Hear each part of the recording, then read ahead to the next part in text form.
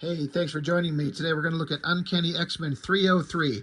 Out of all the X books and stuff that I've been going through, some of them I'm going through chronologically because I kind of like to follow the story. And some of them I'm not. Like Wolverine is a title of an example of something that I'm not going through chronologically. I just flipped those open to look at the awesome artwork. Um, and Uncanny X-Men, some of them I am in certain eras. I've got them all kind of broken up into like different eras. I've got the John Byrne stuff and the Paul Smith stuff as one kind of grouping of books I've been going through in order. And then there's the early Mark Silvestri and early Jim Lee Uncanny X-Men era. And then there's the era from 281 after that I not exactly been going through in order or anything like that, just because some issues I'm missing and the stories aren't quite as interesting as I kind of like some of the others. But the reason I'm looking at 303 specifically, because I was about to talk about X-Men 24. The last X-Men title that I looked at is issue 20, but I discovered I do not have 21, 22, or 23.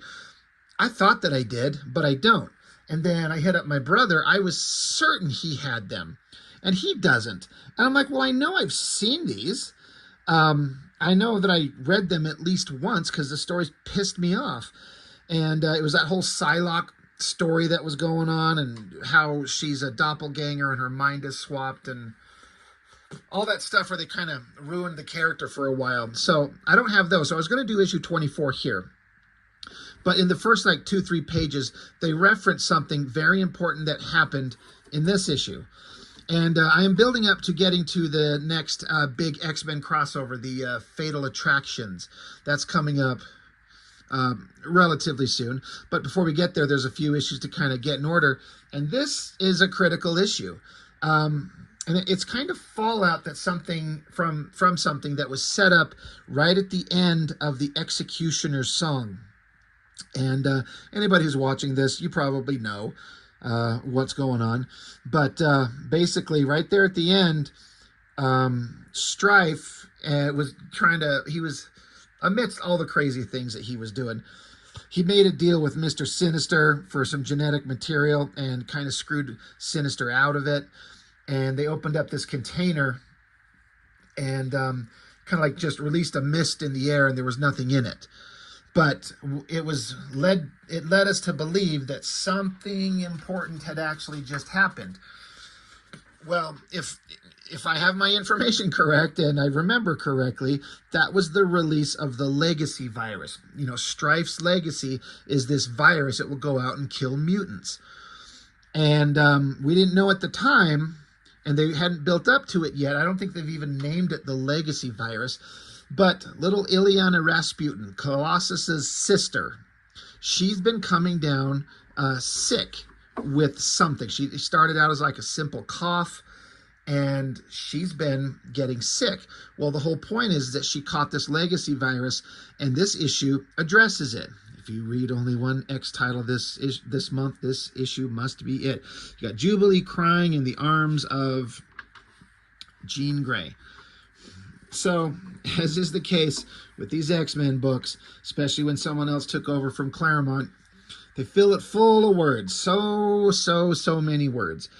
You got Jean Grey standing here in a very hyper-detailed technology, heavy background. It looks pretty dang good. But, basically all these words are like Jean Grey is looking for someone, wondering how long this person's been down here. Are they okay? Blah, blah, blah. Explains who Jean is, her powers, and her, history with the Phoenix. And they've shared pain, and they shared joy, and they shared their feelings and hopelessness and happiness. This is not one of those times. So we get a double-page spread, and Jubilee is hanging out in an area of the mansion she's probably not supposed to be in. But it's an off-limits area, but she doesn't care because Jubilee's sad and pissed. So, writer, Scott Lobdell, kind of the regular team, but we got artist, Richard Bennett. And now that's a guy, if you've been reading comics, you know his work. He, this is one of my earliest kind of exposures to his work, but his name didn't lock into my brain until I saw him inking Jim Lee over at Image Comics. over on Wildcats, and then eventually he did that Brass series, which is like this phenomenal, hyper detailed style. And Richard Bennett, like if you're just looking at it, you can tell that hyper detail, especially with technology, is something that he excels at. Just lines everywhere, textures. It really stands out. And he's really a really good artist. So he just comes along as a guest artist. However, he got this gig, good for him. I don't know that he'd done anything else. I know that over on X-Force issue 24, I just talked about issue 23 on my channel. Issue 24 has inks by Richard Bennett over Greg Capullo.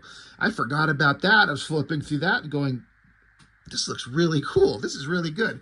Richard Bennett's one of those guys where if he's inking you, I assume if he's getting permission, he's going to add some details and textures and line work that's going to really kind of alter the pencil work in some ways. But he tends to make it look really good. He knows what he's doing. All that aside, Richard Bennett, artist, that's awesome. Jubilee, she's not supposed to be here.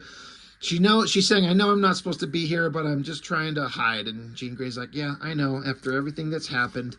And Jubilee's like, I'm not going to start boo-hooing about anything. Just, life stinks. And Jean Grey's like, yeah, I know, it stinks. And so Jean Grey's like, do you want to talk about it? And Jubilee's like, no, I don't want to talk about it. Is it going to change anything? And Jean Grey's like, no, it's not going to change anything, but it might help how you feel to just talk about what you've gone through. So Jubilee doesn't want to hear that. Okay, Sally, Jean Grey, Raphael. That's dumb. Jubilee's like, fine, tell me what you're feeling, Jean Grey. You want to talk so much. Jean Grey's like, I'm sad, hurt, angry, frustrated, but concerned. And Jubilee's like, about me? And Jean Grey's like, yeah, about you. So Jubilee kind of breaks down for a minute. It's like, fine, I don't know why I'm surprised by the way that everything went down. Like we couldn't have seen it coming a mile away. It's different when it actually happens. No matter how much you psych yourself up, no matter how much you say to yourself, I can handle this, you can't. So they're going through shots of the X Mansion, how it's kind of quiet everywhere. It was really quiet, nothing's going on, things are kind of in a lull for a minute.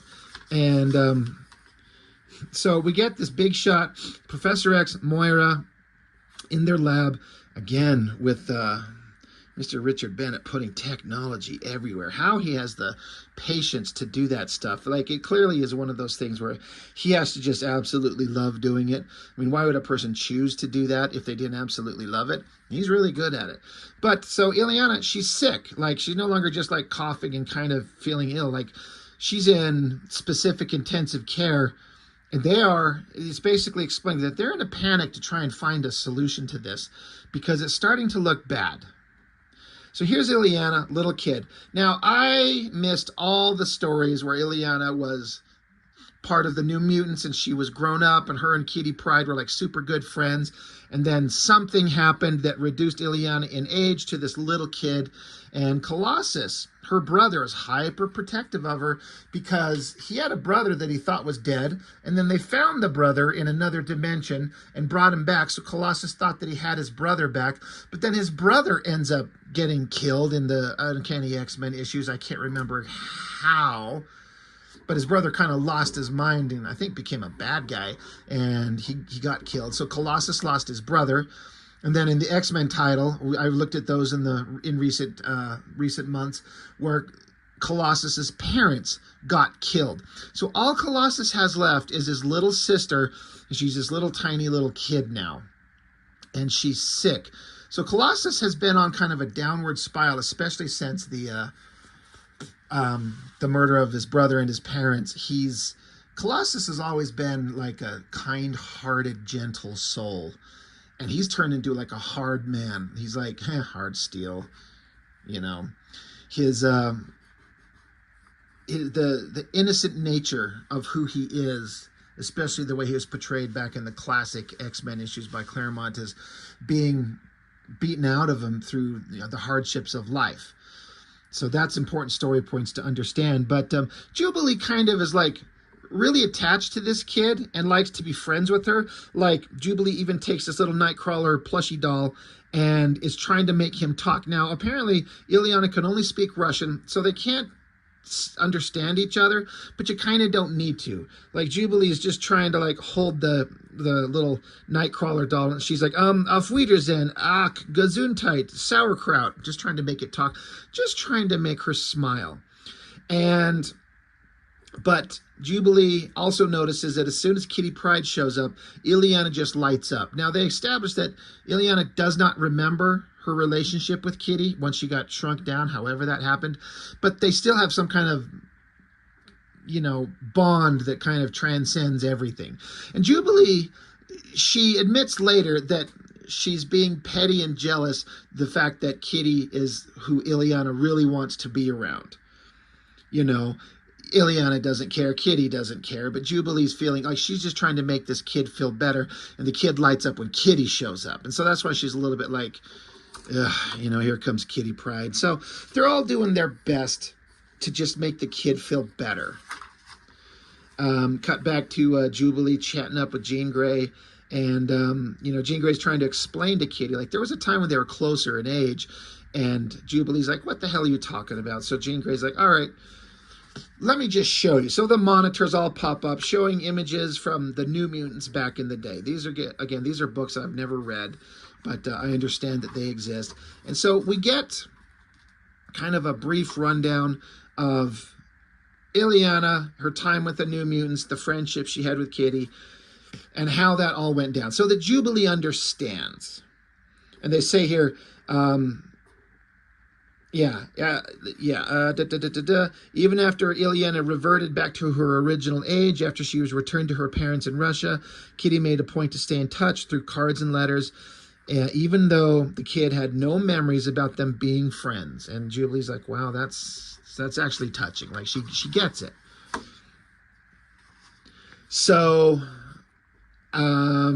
Jubilee's like, are you sure you don't need to check on someone important, like, Peter or something? And Jean Grey's like, no, I am checking on someone important. It's, we're fine.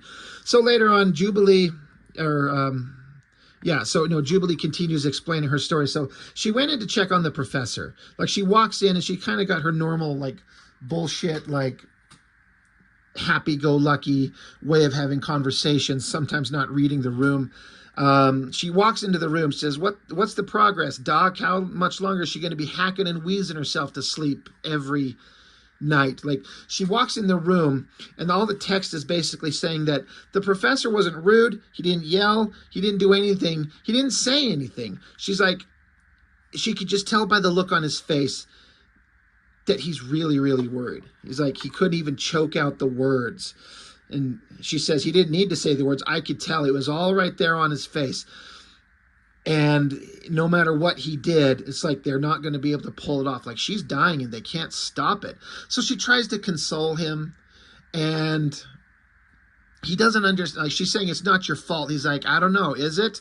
However she got it, whatever this disease is, whatever's going on, it's attacking. It describes in, medical terms, all these things that it's doing to her. But at this point, we can't even stop the progress of the virus, let alone heal the damage already done. He just doesn't know what to do. They're doing everything that they can to solve it.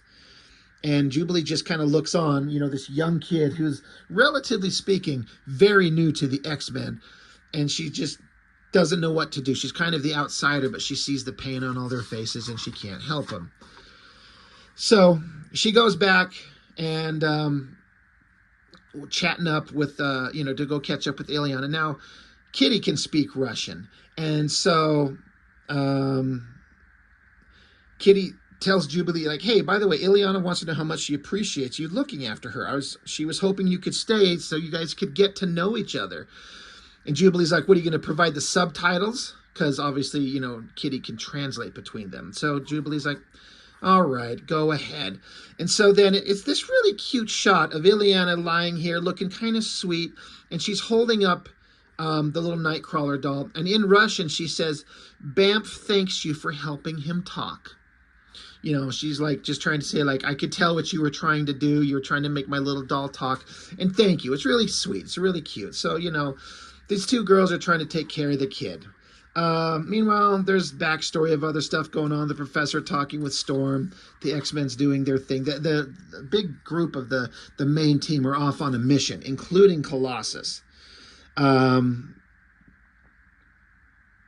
yeah, in fact, Storm says, we hope to be home soon because Colossus is highly agitated and concerned about his sister. And Professor X is like, I know. So then Jubilee says, well, I guess you know what happens next. And so suddenly Illiana just starts freaking out. And Kitty says that she's gone into complete respiratory arrest. Her lungs are not functioning. She's not breathing. She can't breathe. So they're freaking out. They don't know what to do. Moira shows up and injects her with something to make her rest, to put her to sleep. And so the professor drags out this machine from the Shi'ar. And if you know X-Men, you know who the Shi'ar are. Some hyper-advanced space race that professors bang in the queen. But it's this machine that they put on her head. And it basically says, he says, I don't exactly know how it works, but this is the only hope. And Moira's like, it's no hope at all. All it does is maintains her molecular cohesion in its current state. It doesn't fix her, but it keeps her in like frozen in time. So she can't move, she can't talk, she can't breathe, think, anything, but she's not going to get any sicker, but she's not getting any better. It's just a stopgap. And Moira's like, this is the life of a coma. Like, we can't do this to her. And Professor X is like, I'm not going to sit here and do nothing. So then Kitty, she's like, well, instead we're going to sentence her to this, a life without the ability to think, with the capability to smile and the capacity to love. Kitty's saying that Illiana was my best friend in the entire world, and I'd do anything for her, and she'd do the same for me. And that anything includes knowing when to hold on and when to let go. So Kitty's basically advocating for, like, we can't just leave her in this coma. We need to let her go. And they don't know what to do. And poor Jubilee, she's the outsider, like I said. So she goes over and picks up the little doll, dusts it off, and lays it back in Illiana's arms so she can at least sit there and hold the little doll. And Jubilee just kind of, walks off, not knowing what to think, what to say, how to feel, not able to express her feelings. So, the night continues on. Jubilee shows up with some drinks and finds Kitty just lying next to Illiana sleeping. And Jubilee just picks up a book and starts reading from the book, even though she's unconscious, like a person would do with someone who's out like that. You're like, I'm just going to sit here and be with you. I'm going to read to you, even if you don't know. And just hoping that it's enough. And then it's just a night shot of the mansion quiet. And then again, Jubilee says, I guess you know what happened next. Now, there is a little part of this that I'm a little unclear on. And if you guys know for sure, let me know. Fill me in. But it's the next morning, and the X team that was away, we get this big, awesome shot of the jet landing. They're coming back. So you've got Storm, Jean Grey, Iceman, Bishop, and Colossus. So Iceman comes out with, like, he's too stupid to read the room. And he's, like, starting making jokes.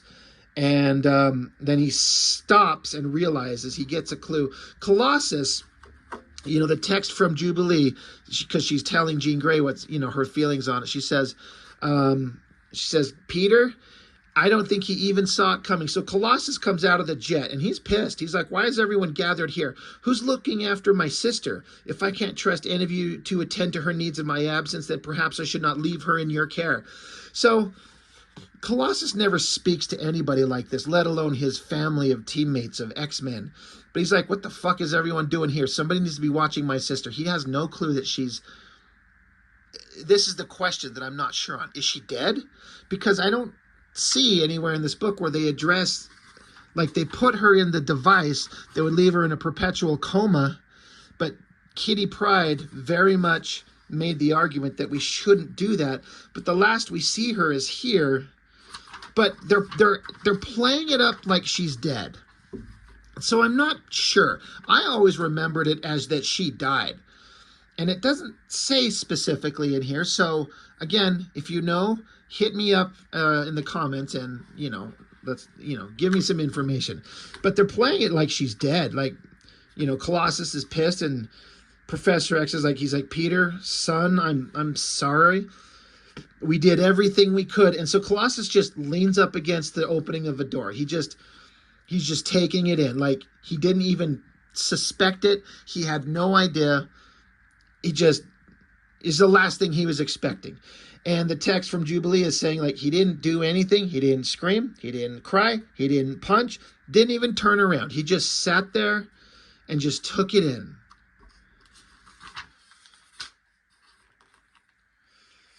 And so Jubilee kind of continues. This is where we get the wrap-up of everything. And Jubilee's like, since I've been with you guys, we fought the Brood, Sentinels, Acolytes, everything. How can we save the world every morning? But when it comes to saving the life of one little girl, boom, nothing. We can't do it. You know, like, it just, I don't get it. How can we do all those things but not save the life of this kid? Jubilee says, you asked what I'm feeling? I just feel like I just want to be left alone. And Jean Grey says, Jubilee, you know, she grabs her to hug her, says, come here, Jubilee, we come into this world alone and we leave the same way. The time we spend in between, time spent alive, sharing, learning together, it's all that makes life worth living. And that's the end. So, you know, it's all from basically Jubilee's perspective of trying to process watching this little kid die. Not that just that she's dead, but she had to watch her die. And it's pretty sad. I remember the first time I read this book, this is back in 93. I thought it was pretty moving. It was a pretty moving story, you know. I felt it. The only thing that's throwing me off now, like I was saying, is like I don't understand if they left Illiana in that little device, because honestly, if she's in that molecular cohesion device, she's not dead. She's stuck, and she'll never get up until they find some kind of cure. But I mean, wouldn't that be a million times better than if she died? But it doesn't say. They just, the last we see her is that she's left in that thing. So I'm curious if you guys know what actually happened. Did she die? Did they bury her? Because that's sure how it's played. You know, we wouldn't be sobbing. Like, it would be horrifying and terrible if that was the last measure that we could resort to, and we don't know how we're going to fix this. But in this Marvel Universe world full of magic and the smartest people around, you could get Tony Stark and Reed Richards and anybody out there to kind of help you find a way to solve this disease thing. And you've got the kid who's still alive.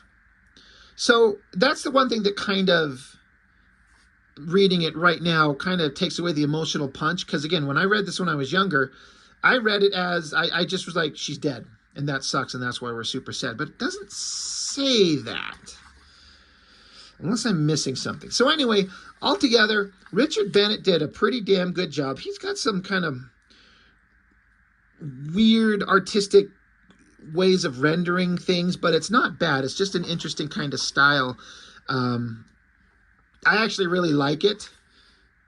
It's just an interesting thing to put him on the title with the emotional punch of a kid dying and having the young X-Men kid, Jubilee, having to kind of deal with it. But he did a really good job. Like, I like it. I love this splash page. Like, everything looks really cool. So, you know, it's really sad. And what's interesting is that this leads into a big major character arc and a big character change for Colossus that leads into the next big X-Men crossover. And again, if you know the stories, you know what happens, you know what I'm talking about. Yeah, Colossus does not deal with this very well at all, but who would? So anyway, you know, all in all together, Scott Lobdell, I feel like he's doing the thing that was expected for X-Men at the time, is to have it extremely verbose, way more words than are ever necessary. But that being said, I feel like it still reads pretty well. I feel like the emotional punch was there. It worked. And it's a good book. It works. So, you know, well done all around, and good book. So Uncanny X-Men 303, that's all I've got for now on this one.